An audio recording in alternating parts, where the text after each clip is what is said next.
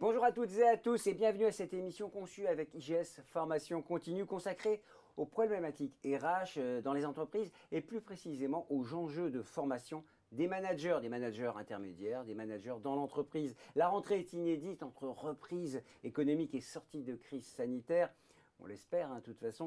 Alors, quelles seront ou quelle devra être la stratégie des entreprises de monter en compétences, notamment puisqu'on parle formation des managers, pour faire face aux défis qui seront proposés à toutes et à tous dans les entreprises, les PME, comme dans les grands groupes d'ailleurs. Alors pour parler de ces sujets, Damien Sourisseau, qui est directeur de la filière Management IGS Formation Continue. Bonjour Damien. Bonjour. En face de vous, quelqu'un qu'on connaît bien dans le monde des grandes écoles, Isabelle Barthes, conseillère au sein du pôle à IGS Formation. Bienvenue Isabelle. Bienvenue, merci. Vous avez dirigé de nombreuses écoles, on le rappelle, Oui. et des grandes écoles de commerce. Oui. Vous avez conseillé des grands groupes et aujourd'hui, c'est IGS Formation Continue. Une nouvelle aventure. Ouais, sympa, sympa. Une question pour vous deux, si vous êtes d'accord pour entrer dans notre débat. La reprise est là, on l'espère. Elle a l'air d'être un peu durable, en tout cas les quelques mois à venir sont très positifs. Les entreprises doivent s'adapter pour faire face à cette reprise. Oui, alors la reprise est là, tous les indices sont au vert, on a l'impression. Par contre, les personnes dans les entreprises sont fatiguées, épuisées. Et les sondages récents viennent de le montrer. Arrêt de travail et un signal qui n'est pas très bon, c'est l'absentéisme pour arrêt de travail chez les cadres. Alors, c'est normal, 18 mois à se battre pour sauver son activité, puis j'ai envie de dire pour sauver sa peau, pour garder son niveau d'énergie. Et les managers sont particulièrement exposés parce que non seulement ils sont occupés d'eux, mais ils sont occupés des équipes pendant des mois. Donc ça, c'est un des défis qu'on a à faire. Comment motiver des équipes quand on est soi-même épuisé? Damien? Oui, alors moi je confirme les propos d'Isabelle. Deux choses, nous ce qu'on constate au niveau formation, c'est qu'il y a quand même une vraie volonté des entreprises d'accompagner via de la formation leurs collaborateurs et leurs managers parce qu'ils ont conscience effectivement qu'il faut relancer l'activité, il faut repartir de l'avant, les indicateurs sont positifs. Par contre, effectivement, du côté des managers qu'on accompagne, qui s'inscrivent chez nous de façon plus individuelle, il y a une petite fébrilité encore à se lancer dans des projets parce qu'il y a encore un peu d'attentisme. Donc effectivement, la situation elle reste encore un petit peu à éclaircir de façon individuelle. Allez, première séquence de notre émission, les défis de la rentrée tout de suite. Isabelle, pour commencer, je vous propose de voir l'impact de cette situation, l'impact de la situation de reprise inédite, ou de reprise, ou en tout cas de nouvelles configurations dans les entreprises que nous connaissons en cette rentrée. Alors, comment cela impacte les managers de manière opérationnelle? Alors, de façon générale, il y a une chose, c'est que nous avons tous changé. Et ils arrivent avec des équipes qui ont changé. Alors, bien sûr, il y a le télétravail, où là, il y a vraiment un phénomène. Mais même après ces 18 mois, il y a de nouvelles attentes chez les salariés. Et je dirais, il y a même un ras-le-bol managérial. C'est-à-dire que ce fameux command and control qu'on avait en présentiel, qui était d'ailleurs un peu un cataplasme sur un management souvent insuffisant, a disparu. Et les salariés ont retrouvé de l'autonomie, ont retrouvé une façon de travailler qui leur appartient. Et ils reviennent et ils disent, attends, moi maintenant, je veux des horaires de travail aménagés, je veux travailler un peu mieux aussi, mieux, parce que ils ont aussi, je veux travailler à ma façon. Et là, on a un gros challenge parce que les managers, ils le disent, sont désarmés par rapport à ces nouvelles attentes, d'autant plus désarmés qu'ils les comprennent bien puisque eux-mêmes, ils les vivent. Voilà. Alors justement, cette crise sanitaire a impacté ces points que vous signaliez, le digital évidemment, le management hybride, les process de décision. Moi, j'ai constaté un rétrécissement des process de décision et de la profondeur hiérarchique. Ils n'en veulent plus, ils veulent aller vite, des décisions plus courtes. Ça, c'est des phénomènes. Oui, Moi, je le vis de deux façons. Je le vis moi, en tant que manager opérationnel, parce que avec mes équipes au quotidien, effectivement, on est confronté à cette envie d'accélérer le processus de décision. Et puis, deuxièmement, toute la partie qui est importante par rapport à ça, c'est Isabelle parlait d'autonomie, qui est réclamée par les collaborateurs. Ce qu'on constate, nous aussi, c'est que les managers qui réussissent en ce moment, c'est ceux qui sont capables d'embarquer leurs équipes par le collectif. Et la dimension du collectif en cette période de rentrée, elle est fondamentale. Le digital? Alors, le digital, c'est plus qu'une mode quand c'est même. du figital maintenant. Parce que le digital pur, on a donné pendant 2 mois le distanciel, mais maintenant c'est vraiment du figital. Et ça, c'est un effet cliqué incontournable. C'est du 2 jours, 3 jours, c'est du 4 jours, 1 jour, enfin on le sait avec tout ce qui accompagne. Et c'est vrai que par rapport à ce que disait Damien, je pense qu'il y a un vrai sujet, c'est que ça a révélé que le temps du management n'existait pas. C'est-à-dire que les managers sont souvent, les managers intermédiaires et opérationnels, les premiers techniciens, les premiers vendeurs. Et pendant ces 18 mois, ils ont été au four, c'est-à-dire à l'opérationnel et au moulin, c'est-à-dire à essayer, comme tu dis, de rassembler du collectif. Et là, ça a montré que le temps du management n'existe pas. Et là, il va falloir faire encore plus, encore mieux, parce qu'il y a la reprise. Et quand est-ce que je fais mes évaluations ? Quand est-ce que je prends le temps d'écouter mes salariés? Quand est-ce que je leur donne des objectifs? Quand est-ce que je les forme? Parce que la formation, ça a du temps. Et là, il y a un vrai sujet. Et moi, je dis, attention, il faut ralentir, ralentir pour mieux reprendre son souffle. Le modèle à l'ancienne est fini, hein, en tout cas, je crois qu'on peut le dire. C'était déjà le cas. Hein. Ouais. On est sur un effet loupe, il y avait déjà beaucoup d'indices sur plein de choses. L'entreprise libérée, c'en était le symptôme aigu. Et là, tout le monde maintenant a compris que c'était pérenne. Alors il y a un concept, hein, quand on préparait l'émission, on m'avait parlé du management par l'influence, des concepts de la transversalité, ce sont des concepts nouveaux? Alors non, mais Damien, on le rencontre Oui, on le de plus en plus. En fait, c'est des concepts qui venaient principalement du management de projet. Et en fait, aujourd'hui, on se rend compte qu'un manager qui réussit, c'est quelqu'un qui est capable d'influencer ses équipes et qui fait passer une décision sans forcément avoir besoin de l'imposer. Sans râler. Sans râler, sans arbitrer, sans critiquer, en donnant beaucoup de feedback, en influençant. Et ça vient beaucoup des organisations agiles, du management de projet. Et voilà, aujourd'hui, donc, le management transversal, en fait, se transpose vers le management hiérarchique. L'empathie, c'est pas un mot vain, hein, j'ai l'impression, dans le concept qu'on doit avoir. Oui, alors là, avec l'empathie, on va rejoindre la question de la formation. Enfin, je dirais qu'il y a un défi. On en parlera à formation, hein, je vous rassure. On en parlera. Mais non, mais il y a un vrai défi, et moi que je vois en animant des ateliers, en rencontrant des managers, c'est se vivre en manager. Et je crois que le manager opérationnel, très souvent, il encadre, il a une équipe, mais il ne se vit pas comme manager. Pourquoi ? Parce qu'on ne l'a pas formé, on ne lui a pas donné les compétences, dont l'empathie, dont les soft skills. Alors, c'est très tarte à la crème, mais c'est très vrai. C'est fondamental. Voilà, c'est fondamental. Et en fait, ils sont plus souvent des chefs de bande, le meilleur de la classe, le premier parmi ses pairs, que véritablement des gens qui ont compris que le management, c'est un métier de service. On est au service. Non, mais, c'est vrai. Et sans être forcément servant leadership, on est au service de ces équipes. Et ça rejoint le problème du temps. Si on n'inscrit pas ça en lettres de feu dans son agenda, ça passe. Ça passe. Ça passe trop vite.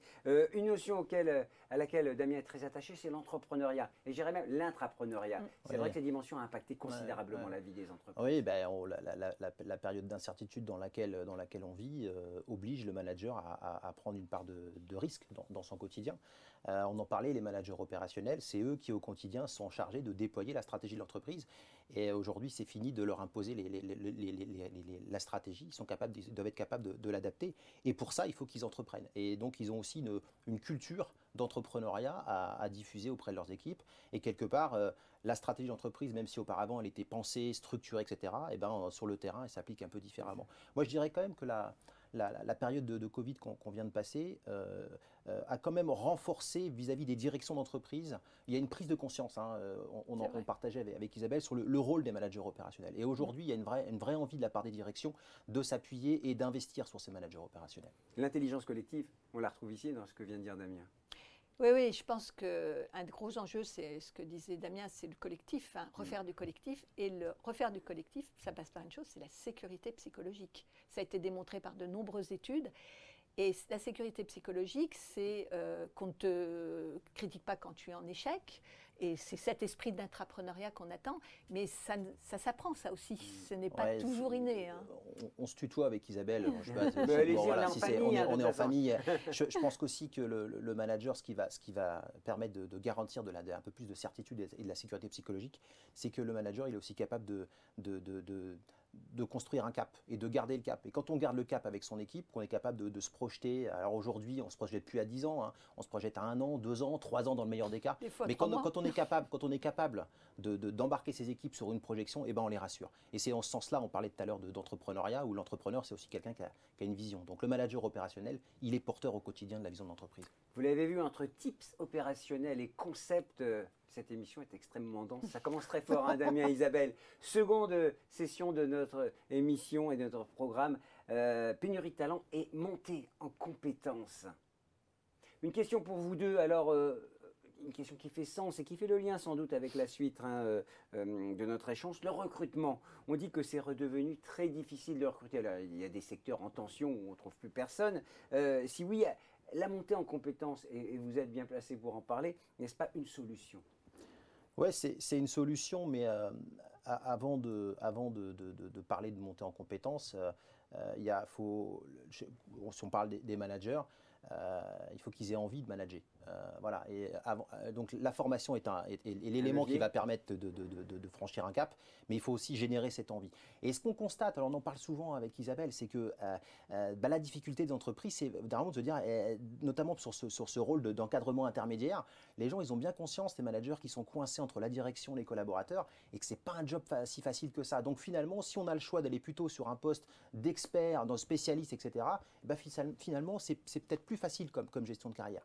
Et que le management opérationnel, c'est pas si simple que ça. Donc il faut d'abord donner envie d'aller vers le management opérationnel, et ensuite, effectivement, la formation arrive pour faire monter en compétences.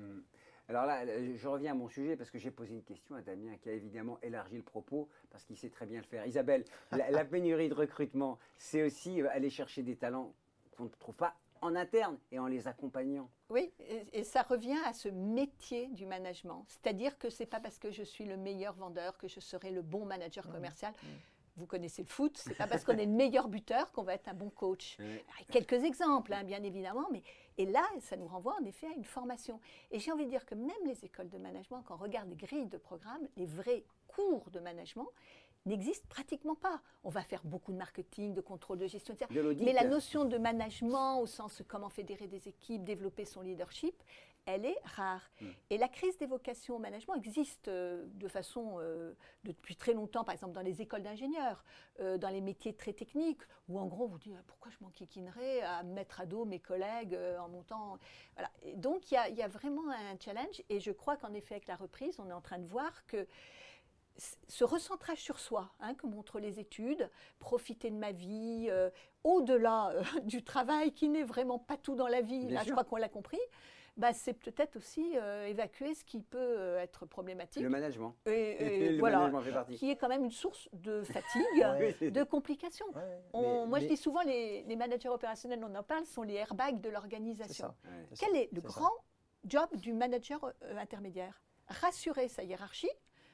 Les ordres sont impossibles, les consignes sont impossibles, mais on va y arriver. Et puis rassurer ses équipes. On ne sait pas où on va parce que c'est incompréhensible, mais moi je vais vous donner une ligne claire. C'est une charge mentale énorme. Par contre, je reviens sur ce que je disais tout à l'heure, il y a quand même, par rapport à ces problématiques de mobilité managériale en entreprise, on sent quand même là, nous on le voit chez IGS, une volonté des entreprises de s'engager sur des parcours de renforcement des compétences, et ça passe, on en parlera tout à l'heure, mais chez nous sur des parcours diplômants, pour des managers qui ont arrêté leurs études à Bac+2, Bac+3, et ils se rendent compte que effectivement pour arriver à prendre plus de responsabilités, prendre de recul, on a un élan là, de la part des entreprises qui nous demandent des parcours diplômants pour les ramener à du Bac+4, du Bac+5 pour justement assurer ces fonctions de cadre intermédiaire de façon cohérente. Des blocs de compétences, on va travailler. On va en parler tout de suite de la formation, puisque c'est le métier de Damien et d'Isabelle, de former les managers, de former dans les entreprises ou au sein de l'IGS ou en distanciel. Oui, tout à fait. Il y a ou en e-learning, en digital learning accompagné. Quelle solution de formation? C'est la troisième partie de notre émission. Alors, parlons, comme je le disais, formation. À partir de cela, comment ça se traduit concrètement en matière de formation courte, formation longue? Expliquez-nous un peu le mapping de ce que vous proposez. Bon, alors ce qu'on propose, le marché de la formation qu'on appelle executive education pour les managers, Isabelle, tu confirmeras, il est quand même au départ plutôt tiré par les formations courtes, parce qu'on a des entreprises qui ont des besoins très précis sur des compétences bien spécifiques, en leadership, en collaboratif, en intelligence collective, en créativité, après sur des tableaux de bord, le commercial, ce que vous voulez. Donc ça, c'est le format qui va représenter aujourd'hui 60-70% de l'activité en formation continue. Et puis on a ces parcours diplômants certifiants sur lesquels nous, à l'IGS, on est plus positionnés. Historiquement, oui, parce que le groupe IGS, voilà, on est un groupe d'enseignement supérieur qui vivons pour beaucoup sur des diplômes. Donc voilà, on est habitué à dispenser ces diplômes auprès des étudiants, des alternants. Et donc tout notre travail, nous, c'est de faire monter en compétence ces managers sur ces diplômes qui sont proposés aux étudiants et aux alternants. Et donc sur les parcours diplômants, ce qui fait qu'un parcours va réussir, c'est sa capacité de plus en plus aujourd'hui à adapter le dispositif pédagogique à l'environnement que les entreprises souhaitent mettre en place. Donc ça veut dire qu'il faut qu'on a ce qu'on appelle un mixed learning entre, vous en parliez tout à l'heure, du présentiel, du distanciel, du e-learning, de l'AFEST, c'est un vilain mot, mais de la formation sur le poste de travail. C'est très bien, c'est la réforme qu'il propose. C'est la réforme qu'il propose. Voilà, après tout, la transmission du sachant à son collaborateur ou à quelqu'un de la boîte. C'est ça, et on est aujourd'hui, donc alors on raisonne par diplôme qui est composé de blocs de compétences, on ne va pas rentrer dans la mécanique, et donc certains blocs de compétences, on va les faire passer en formation classique, d'autres en e-learning, d'autres parce que le manager a déjà acquis de l'expérience sur son bloc de compétences, et bien on va monter un dispositif en VAE, ce qu'on appelle partiel, voilà, et au final, on a un diplôme qui est validé par différents dispositifs pédagogiques où on utilise ce mixed learning et qui fait que derrière, voilà, on a développé une certaine forme d'agilité dans nos dispositifs de formation. Alors Isabelle, hein, elle a les étoiles académiques, si je puis dire, hein, universitaires reconnues.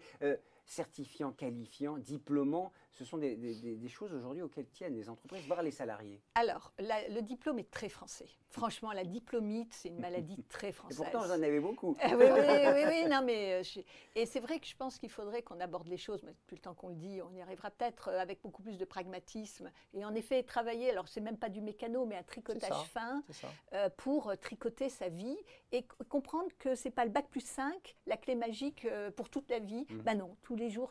Et on apprend beaucoup plus, en effet, au fur et à mesure, en cheminant. En badge, en bloc de compétences.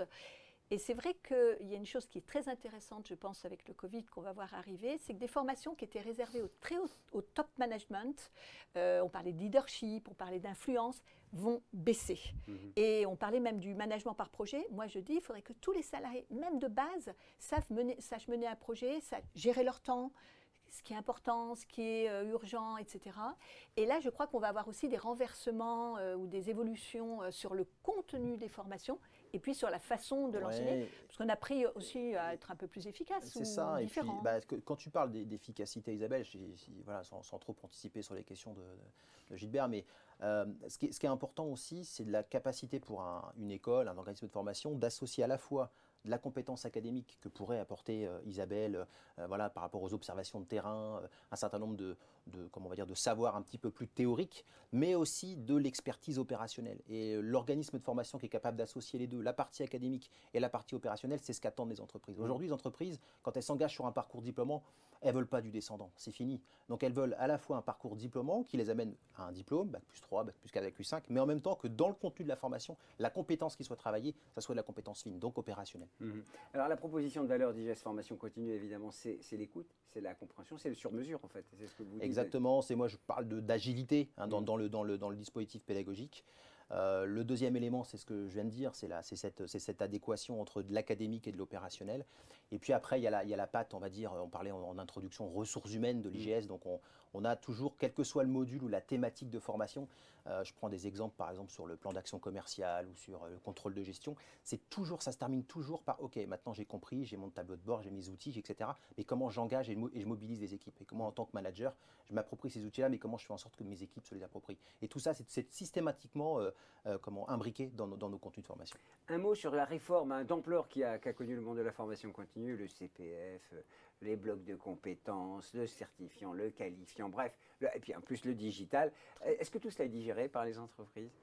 Alors, je pense que les entreprises digèrent petit à petit, mais Damien est plus informé que moi. Mais par contre, je pense que les entreprises commencent à comprendre que la formation, c'est un investissement immatériel, et que ce n'est pas qu'un coût. Et c'est vrai que pour le moment, les bilans n'arrivent pas, enfin les états comptables n'arrivent pas à le faire comme un investissement, mais il faut comprendre que libérer quelqu'un 20 heures, 30 heures, peut-être moins grâce justement au digital, c'est du temps, c'est du coût évidemment, et puis il y a le coût de la formation, mais il y aura un retour sur investissement. Le payback. Mais oui. Et c'est pour ça que nous, de plus en plus, quand on négocie un partenariat avec une entreprise, on s'adresse aussi au directeur financier. Mais c'est vrai. C'est-à-dire que nos interlocuteurs privilégiés à l'IGS, c'est les DRH et les directeurs de formation. Mais comme la réforme de la formation a limité les fonds mutualisés qu'on allait chercher auprès des OPCO, financer les parcours, maintenant, c'est l'entreprise qui doit investir sur son propre budget. Et donc, le DRH doit aller négocier un budget avec le directeur financier financier. Et souvent, on est là aussi pour, quand on a un parcours diplômant, discuter avec le directeur financier parce que c'est vrai qu'un parcours diplômant, c'est assez engageant en termes d'investissement. Et donc voilà, on sent véritablement une prise de conscience des entreprises que la réforme a amené, c'est que c'est elles-mêmes qui doivent maintenant financer sur leur fonds propres l'investissement formation. Je crois qu'il y a eu du ménage de fait aussi dans la formation professionnelle parce qu'on fallait. sait tous, on sait tous ce que ça donnait de payer 8 heures pour 1 heure valable. Et je crois qu'en effet, cette prise de conscience, c'est comprendre que la formation, c'est de la valeur. Et vous êtes très branché sur la marque employeur. Ça compte aussi dans l'attractivité des talents. C'est une entreprise qui croit en moi. C'est une entreprise. Je parlais du recentrage sur soi. Qu'attendent les jeunes, mais les moins jeunes aussi. On parie sur moi. On attend plein de choses. On est d'accord. Mais on parie sur moi. On me fait confiance. On me donne les moyens de réussir, etc. Et ça, c'est pas un nouveau paradigme, c'était des attentes qui étaient un peu comme ça attendues parce que voilà, on était sur ça roulait et là maintenant après, en pour période de compléter crise. tes propos Isabelle, ce qu'on constate en entreprise, c'est qu'il y a quand même, même chez les RH, de plus en plus cette logique de retour sur investissement par rapport au parcours diplômant. Et que forcément maintenant, il y avait une époque où on engageait un parcours diplômant pour récompenser des managers, pour les fidéliser, etc. Ou parfois dépenser même la somme qui était allouée à la formation. Et aujourd'hui, la RH se dit, OK, j'ai vraiment un plan de développement de X talents, j'ai envie de les amener sur tel type de poste, donc je mets en place un parcours de formation. Voilà. Donc il y a une vraie logique aussi d'association de la formation à la mobilité des managers dans l'entreprise. Et ce que je vois sur d'autres terrains de recherche où je suis, c'est aussi une prise de conscience de la diversité des intelligences. C'est-à-dire, c'est plus tu parlais des talents, mais les hypos qui sortaient des plus grandes écoles. Au potentiel. Voilà, au potentiel. On est maintenant de plus en plus dans l'idée qu'il y a une diversité cognitive, une diversité des intelligences, qu'on peut parier sur des gens qui justement n'ont jamais fait de formation, mais qui ont fait leur chemin. Et là, je crois quand même que, enfin, je ne vais pas dire vive le Covid, ce serait une horreur de dire ça. Non, mais ça a mis la loupe sur des choses qui étaient endémiques et qui n'arrivaient pas à percer. Ça a accéléré des bonnes pratiques. Et c'est vrai que je recommence, on est tous très fatigués, et tout, mais franchement, on a beaucoup appris aussi. Beaucoup appris. Damien, celui qui commande sa formation sur son appli avec le CPF, est-ce que vous avez vu des nouveaux comportements ? Quel type de comportement on a observé? Est-ce que vous en sentez? Oui, on a en ce moment une accélération, j'allais dire, alors je vais me permettre l'expression, de l'achat de blocs de compétences, pas de blocs de compétences, un raccourcissement des délais finalement de commercialisation et d'accès à la formation. Le fait que, évidemment, le CPF aujourd'hui est corrélé à un bloc de compétences, les blocs de compétences qu'on a pu produire en digital learning accompagné, il fait qu'on a des tarifs qui se rapprochent beaucoup plus de ce que peut avoir disponible le manager sur son CPF. Donc oui, ça s'accélère en fait. On a une accélération des demandes sur les blocs de compétences de la part des managers. Donc on voit bien une double accélération côté et des puis RH, il va y avoir évaluation, il va y avoir notation. Enfin, je veux dire, il faut être les meilleurs pour attirer les meilleurs et puis être recommandé. Et c'est quand même un cercle que je vois plus vertueux que négatif. On parle de formation tout au long de la vie, bien entendu. On sait que c'est important. Alors, vous avez beaucoup formé des jeunes, et maintenant vous suivez à tous les âges. Et on sait bien que se former toute la vie, c'est essentiel. C'est ce que vous faites, c'est la proposition de valeur. Du groupe IGS, du groupe IGS tout court. Voilà. On va me dire que je vais parler large, mais là, c'est l'IGS, c'est le créneau, c'est la transition. Là, c'est permettre à des jeunes et des moins jeunes de trouver le job qui leur convient en sortie de formation. Donc voilà, que ce soit de l'étudiant, de l'apprenti, de l'alternant, du manager en formation continue, voire même des personnes qui sont un peu plus éloignées de l'emploi. On a un pôle insertion à l'IGS. Voilà, notre mission première, c'est leur permettre de trouver le job dont ils ont envie en sortie de formation. Voilà, je crois qu'on a dit beaucoup de choses, c'était intéressant. Et puis sur la formation continue, c'est infini évidemment, mais c'est déjà un beau début. Continuer d'ailleurs, on dit formation continuée. Il faut continuer à se former et à s'informer. Merci beaucoup Isabelle Barthes, bon vent au sein d'IGS Formation. Merci beaucoup. Merci Gilbert, c'était un plaisir. Mais moi aussi, merci Damien Souriceau, je rappelle que vous êtes directeur de la filière management au sein d'IGS Formation continue. À très bientôt, merci. Merci.